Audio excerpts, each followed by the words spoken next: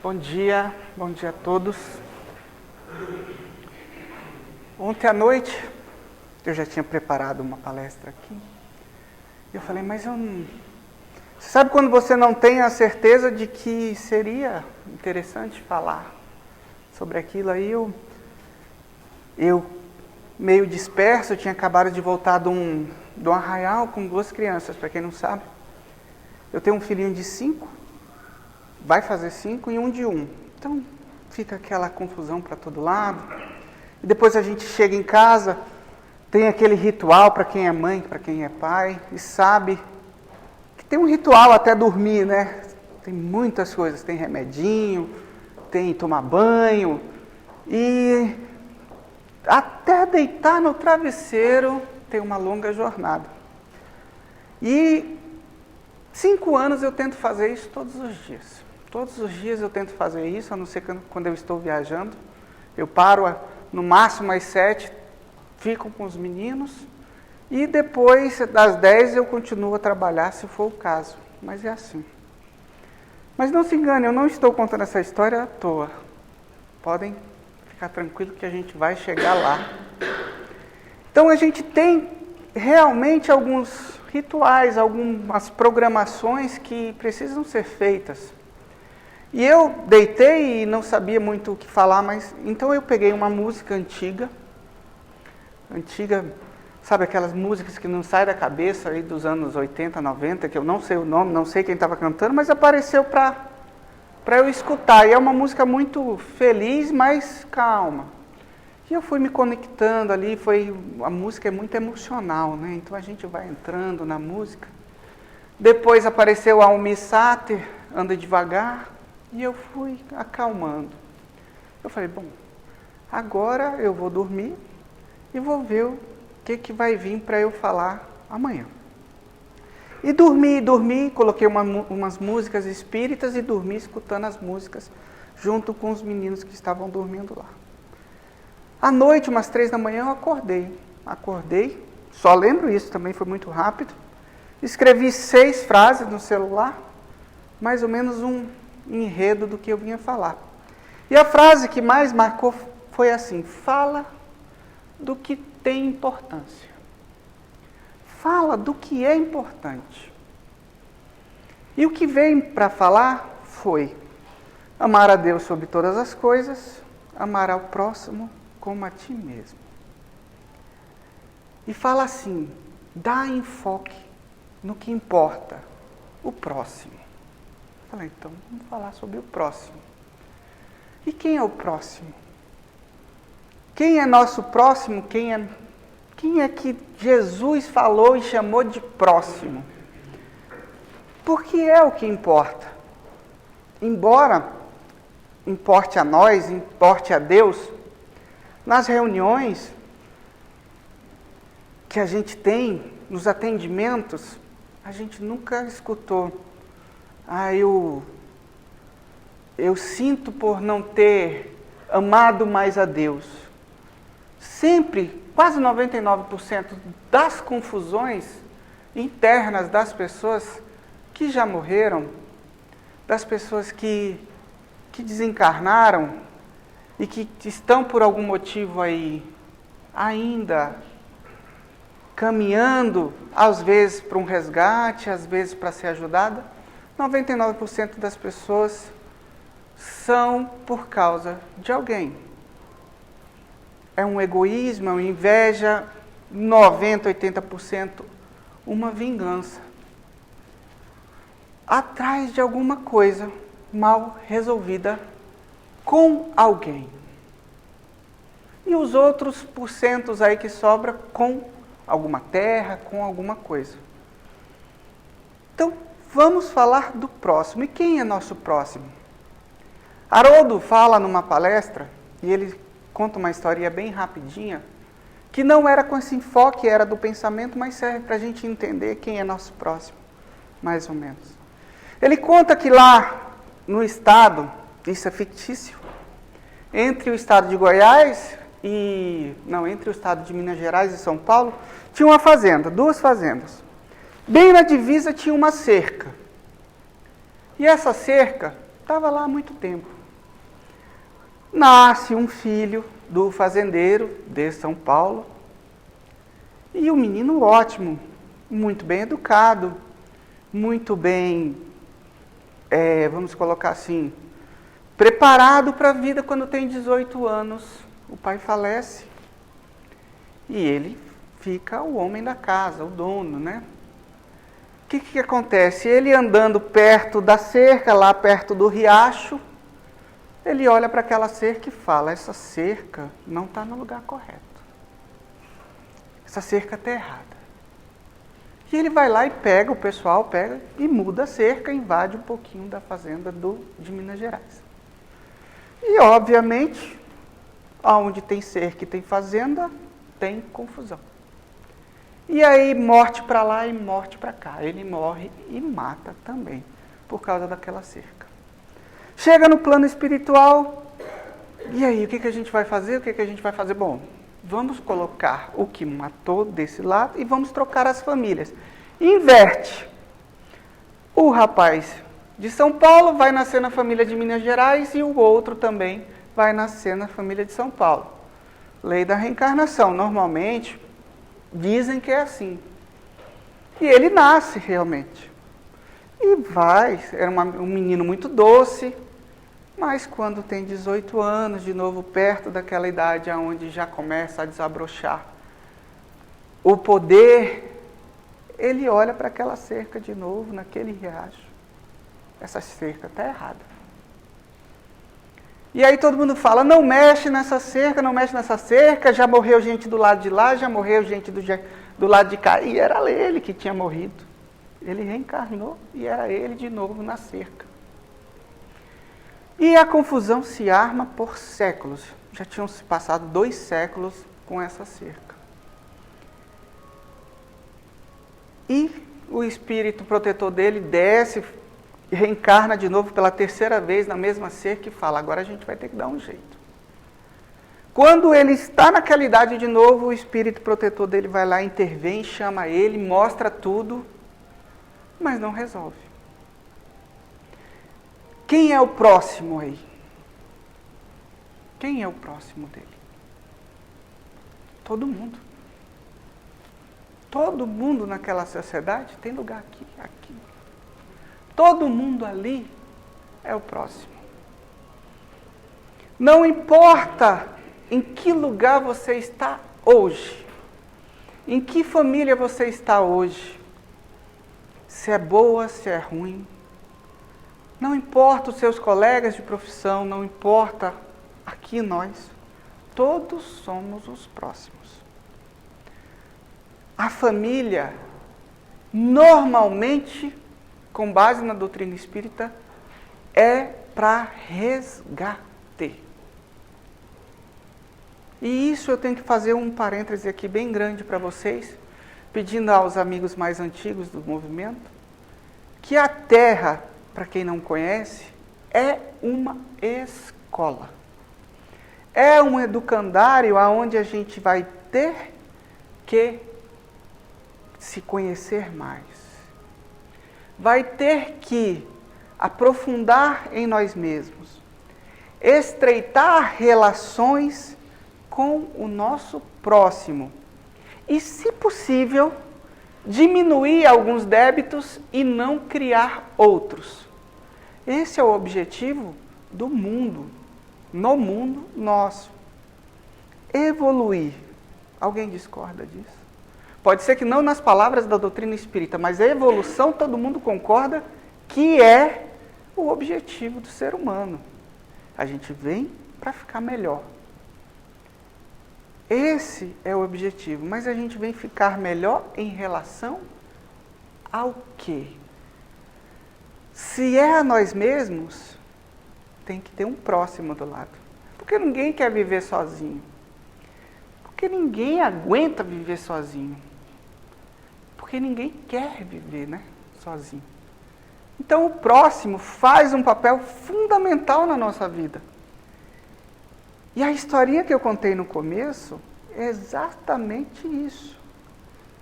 Nós viemos com os pais, às vezes, como filhos, como amigos, para estreitar relações, para aproximar os vínculos, para criar, às vezes, emoções, relações, laços afetivos que precisam ser criados e intensificados.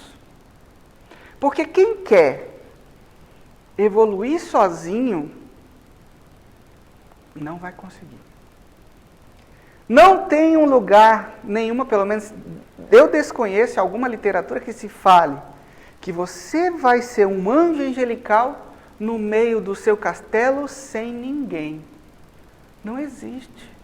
Todos vamos viver sempre em sociedade. Então, para a gente viver em sociedade, mesmo como espíritos mais maduros, mais evoluídos, a gente tem que partir do princípio que lá vai ter outros espíritos. Mas se a gente ainda não consegue lidar com o próximo, não é porque viramos anjos, e nem vamos virar, se a gente não conseguir. Então, o melhoramento nosso com o próximo, no meu ponto de vista, ele é o mais importante. E a gente tem esse exemplo de Jesus. Quando a gente olha para Jesus na sua jornada na Terra, a gente não vê Jesus falando dele. Nem do que ele podia, do que ele era capaz, nada. Ele só falava do próximo. A missão terrena dele inteira foi voltada ao próximo. A família que ele chamava, a família mundial. Então a gente tem que ter como exemplo Jesus. E agora sim, começa realmente a fazer sentido uma coisa. E eu vou falar sobre 2 pontos aqui de vista do próximo. Primeiro, da responsabilização que a gente tem de estar encarnado com o próximo. E depois eu vou ser mais brando e pacífico com relação aos momentos de viver com o próximo. Responsabilidade que a gente tem com o próximo.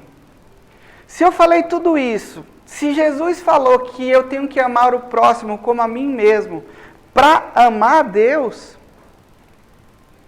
o que eu posso fazer? Qual a minha responsabilidade com quem está do meu lado? Qual a minha responsabilidade com quem vive ao meu redor?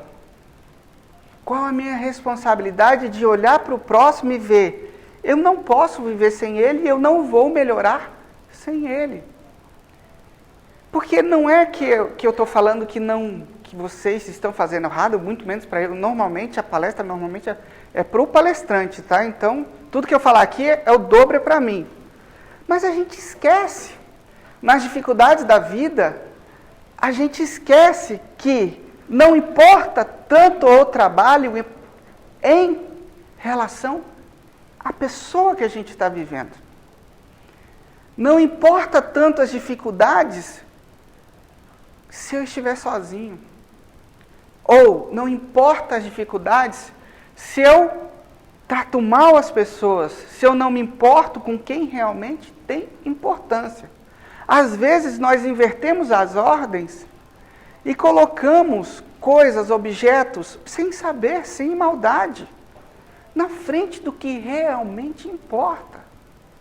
Às vezes deixamos a educação dos filhos por motivos até óbvios, mas por um longo período, aonde tem que reformular, tem que voltar e ver o que realmente importa. Às vezes abandonamos os pais, as mães, em um momento que não pode, porque estamos invertendo a ordem do que realmente importa. E lá na frente, a gente vai ser cobrado do mesmo jeito, a nossa consciência vai, porque é aonde tudo acontece. É o que eu falei para vocês. Não tem gente em mediúnica cobrando nada a não ser uma vingança, a não ser alguma coisa que fez, se cobrando, e anos, centenas de anos, milênios, porque perdeu a inversão das coisas. E quando perde a inversão do que realmente importa, é muito fácil a gente cair.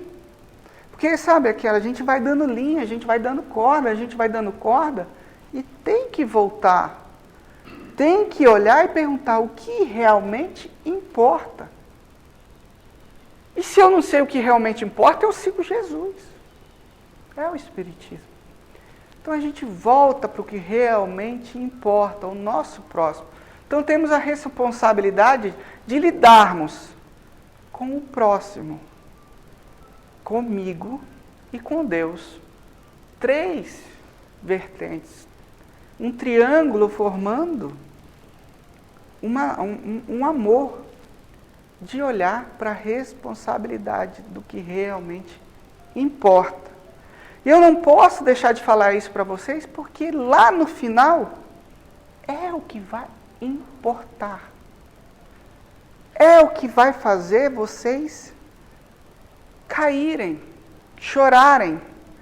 Quem já foi no enterro? Alguém cobrou alguma coisa diferente dos momentos que deixou de passar?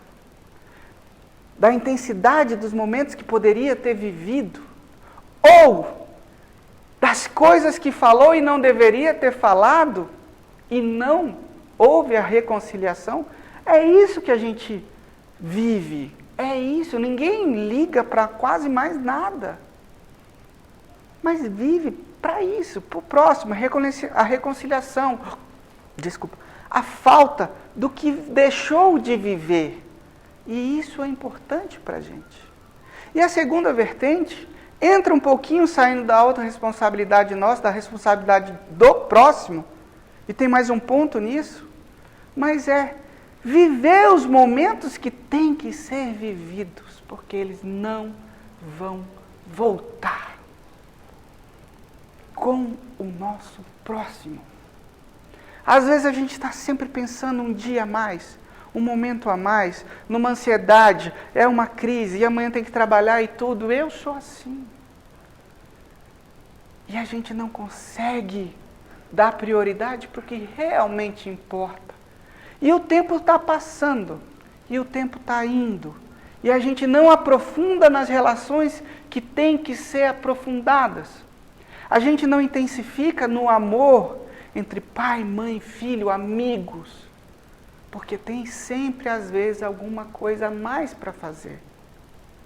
E é muito importante a gente dar importância ao que realmente importa. Para chegar lá no final da nossa vida, ou na vida do próximo, e falar, mas quantos momentos maravilhosos vivemos, porque não volta. Porque é o objetivo nosso, e a gente não pode se perder nisso. Em aprofundar, e é por isso que eu contei a historinha lá na frente.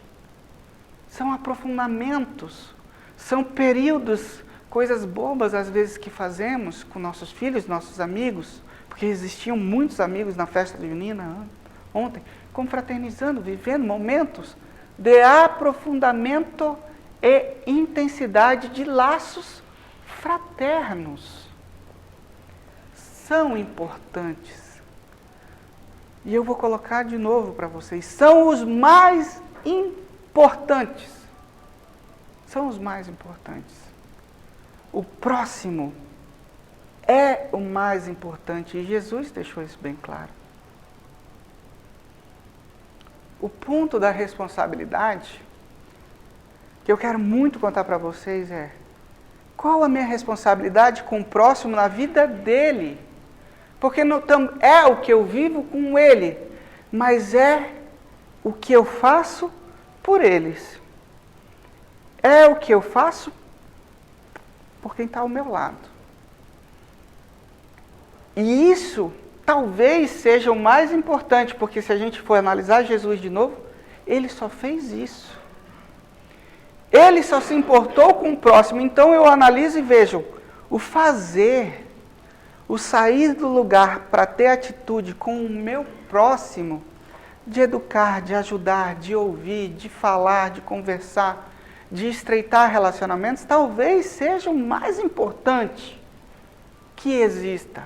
Porque Jesus mostrou para a gente. Ele jantava, ele comia, ele rezava, ele melhorava a vida, ele falava verdades, e era quase tudo que ele falava. Ele curava, ele também acolhia. Temos que mirar em Jesus e fazer o que ele fazia, não precisa ser da humanidade, mas aqui, no nosso próximo. Começando pela família, começando pelos amigos, começando pela sociedade. O que eu posso fazer para melhorar o próximo e, consequentemente, a minha vida? Amai a Deus sobre todas as coisas e amai o próximo como a ti mesmo. Primeiro mandamento. Segundo mandamento é espiritismo. Tudo que eu estou falando aqui é espiritismo. Eu tenho uma história para vocês de um bombeiro. Na verdade, era um garotinho que estava no hospital. Isso aconteceu lá nos Estados Unidos. E esse garotinho, ele tinha mais ou menos 6 anos. E ele estava com leucemia terminal. Os médicos chamaram a mãe. E 2 dias no máximo, 1 dia ali, 2 no máximo, ele ia desencarnar. Ele já estava bem fraquinho, tudo. A mãe pega o telefone e ele queria muito ser bombeiro. O sonho dele era ser bombeiro, só brincava de bombeiro. A mãe liga para o comandante dos bombeiros, lá para o... E explica a situação. Olha, meu filho sempre quis ser bombeiro, só brinca de bombeiro e tudo. Será? Ele está desencarnando, ele tem leucemia, daqui uns dias ele não vai aguentar mais. Será que o senhor poderia vir fazer uma visita? Ele nunca viu um bombeiro de perto. E o comandante olha para ele e fala no telefone, olha senhora, eu posso sim, mas eu posso mais. Como é que ele está de saúde? Ele fala, olha, ele está deitado, mas ele está lúcido e tudo. Eu vou fazer o seguinte, eu posso fazer um pouquinho mais, eu vou pegar os caminhões aqui. Em que andar que ele está? A gente está no 4º andar. Então você avisa a diretoria que eu vou chegar pela escada e vou fazer uma visita para ele. E a mãe perguntou, mas o senhor faria isso pelo meu filho? Sim, claro que eu faria. Eu vou fazer muito mais. Eu vou levar uns 8 bombeiros comigo, a gente vai ficar um tempão com ele e vai ser um dia muito legal, muito legal. E a mãe, bem, não sei, surpresa, perguntou, mas o senhor faria isso para o meu filho? Não, eu faria, vou fazer muito mais. A senhora falou que ele está muito fraquinho e hoje é sexta. Será que ele conseguiria aguentar até quarta-feira? Porque quarta-feira vai ter a formatura dos bombeiros e eu quero tornar ele um bombeiro. Quero tornar ele um bombeiro. E eu posso fazer isso, a legislação me deixa, então eu iria aí, a gente passaria o dia, eu já pegaria as medidas dele, a gente quarta-feira traria ele aqui e ele viraria um bombeiro, a gente formaria ele um bombeiro. E a mãe falou, você faria isso? Quando o senhor viria? Não, eu vou agora. Avise a direção e eu estou indo. E foi. E o comandante foi, ela avisou a diretoria e todo mundo chegou e foi aquela sirene para todo lado e os americanos são muito escandalosos. Então todo mundo viu e entraram 8 bombeiros pela janela do hospital. E ele mediu e ele conversou com o garotinho, olha, você passou no teste, você vai ser bombeiro. Mas você precisa aguentar até quarta, você aguenta? Ele falou, mas eu estou tão cansado, quarta-feira, 3 dias. Ele falou, o comandante virou para ele, um bombeiro, ele aguenta fogo. Um bombeiro, ele aguenta afogamento. Um bombeiro salva vidas, um bombeiro aguenta tudo e você vai aguentar. Ele olhou, eu vou aguentar, eu sou um bombeiro.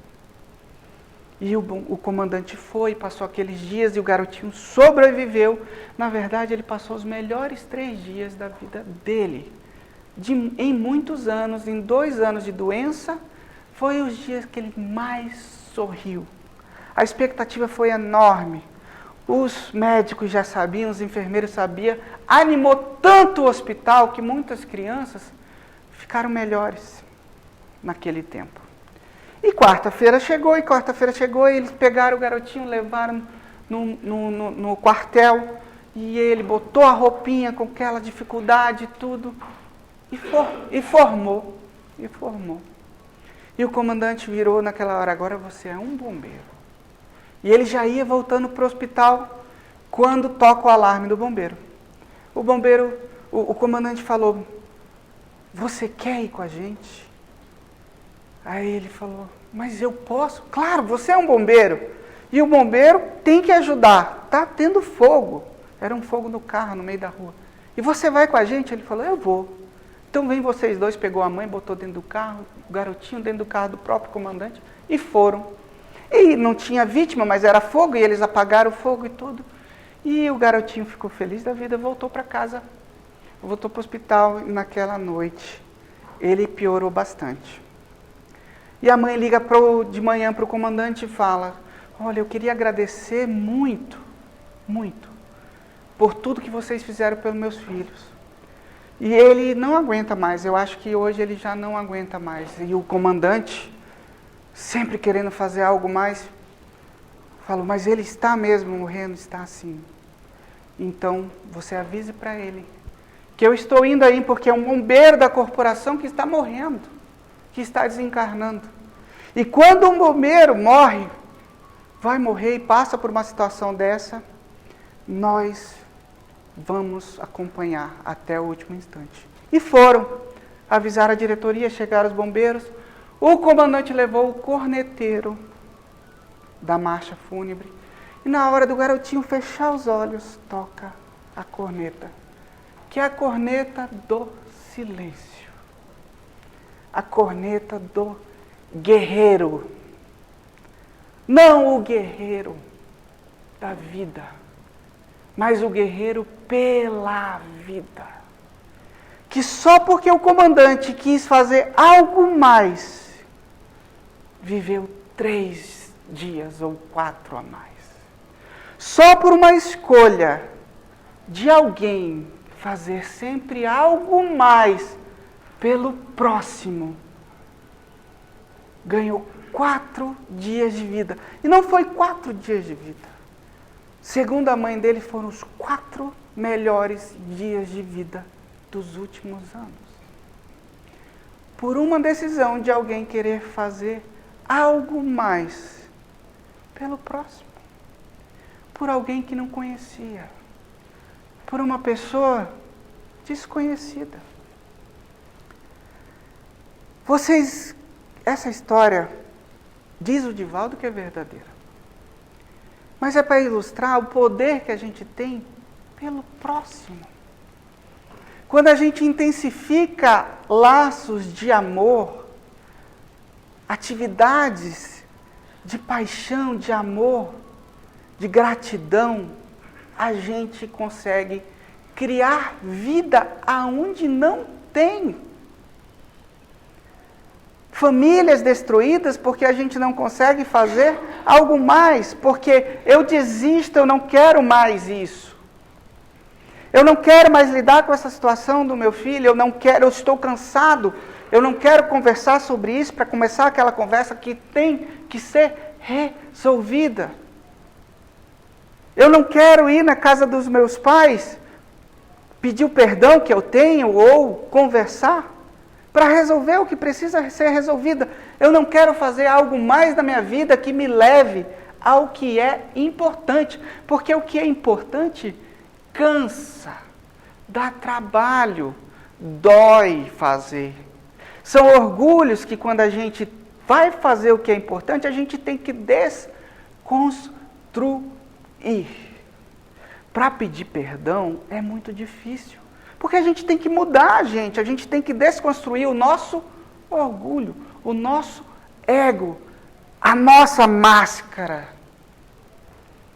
Mas para fazer o mal é muito fácil, a gente já vem fazendo há 2000 anos como o garoto da cerca. A gente entra dentro da nossa cabeça, num círculo vicioso que a gente tem que desconstruir a nós mesmos. Conhece a ti mesmo.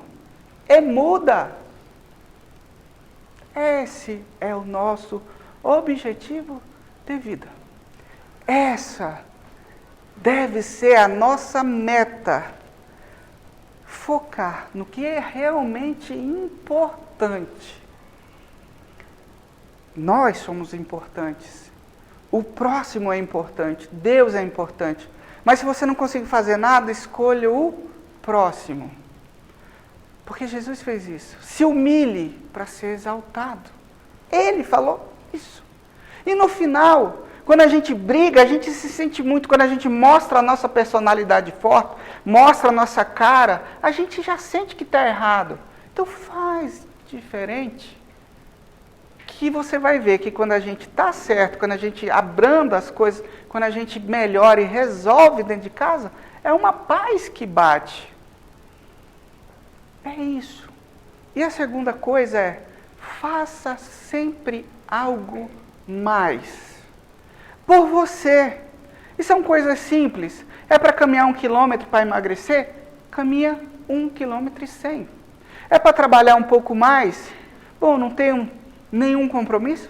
Trabalha 1 hora a mais. É para a sociedade. É para o seu patrão que está nessa crise segurando as pontas? É para você? É para a sua família? Quer passar 1 hora brincando? Passa um pouquinho mais. Se doa lá. São coisas que a gente pode fazer, mas que a gente às vezes não se atenta como deveria. Por quê? Porque a ordem de importância está equivocada. Então é só saber o que é importante para a gente. Coloca na ordem certa e foca nela. Foca nela. Está perdido? Faz o que eu falei no começo. Coloca uma música assim que entre no coração. Depois coloca uma música espírita, escuta as letras, para você afastar um pouco as energias e aí começa a pensar e pede para Deus. E pede para Deus te ajudar a colocar ordem na sua vida. E só para terminar, não vai ser fácil. Não vai ser fácil pegar uma ordem, mudar e colocar a ordem que realmente importa na frente. Não é fácil. Para isso eu tenho um livro dos Espíritos. Para isso eu tenho o Evangelho dos Espíritos. O Evangelho segundo o Espiritismo. Para quê? Para você se nutrir de coisas boas. E ter força. Força, escutem para mim. Ter força para mudar o que precisa mudar. Combinado? Gente, bom dia. Muito obrigado. Vamos fazer uma prece.